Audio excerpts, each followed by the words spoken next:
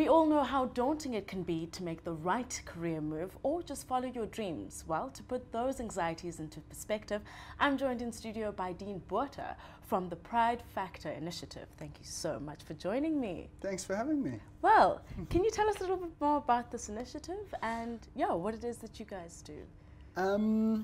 Pride Factor was developed around the very successful motivational talk seminars, the Success Summit industry, where the likes of the, Steve Wozniak's, Robert Kiyosaki's, all that, and they get the crowd all motivated and then usually try and sell them something at the end. Absolutely. We've taken that platform and we've modified it slightly, and it's directed strictly at kids, mainly at teenagers, without the sell at the end as well.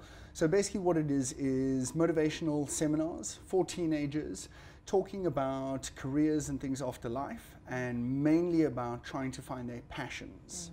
So I mean, I can imagine, you're at, the beginning of the real world and you don't really know what to do. What is it that you find that most of your participants are struggling with, and what is it that you try kind of push for them to understand and following their dreams? So I think a lot of it comes down to peer pressure, teacher pressure, friend pressure, all that kind of stuff. I mean, the doctor, lawyer, accountant, the golden three, they'll always be there, they'll always be great money earners. Whether people enjoy their jobs or not is to be debated at another time. So basically what we try and put across is, listen, the world is changing. It's the information age, it's all about information, and you are quite, it is quite easy to actually turn your passion into a career.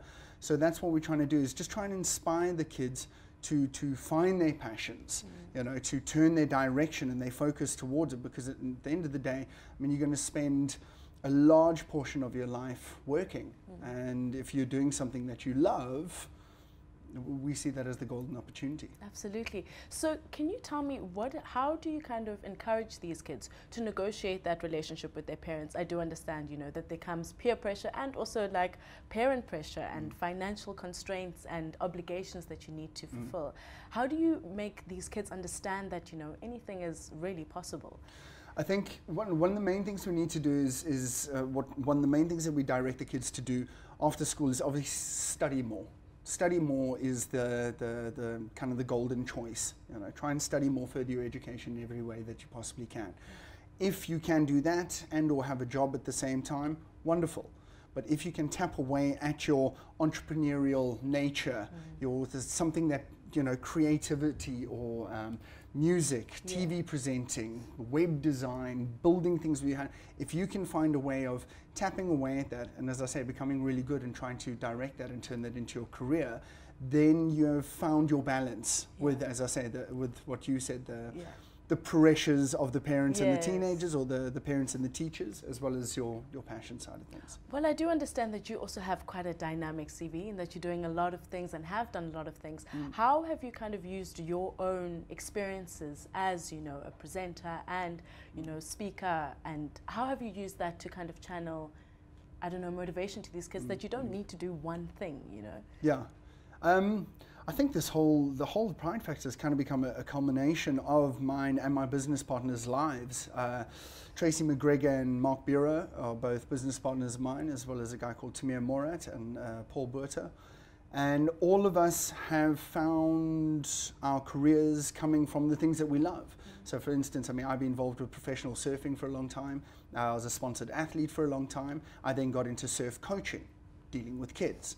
From that, I started picking up the microphone and commentating surfing events, and now hosting things like Rocking the Daisies and Oppie Koppie and all that.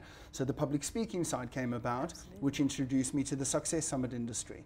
So between all those culminations of public speaking, of knowing how the Success Summit industry works, the inspiration and the motivation, and having absolute love for the kids and the teenagers, I think all three of those have come together, and Pride Factor was born.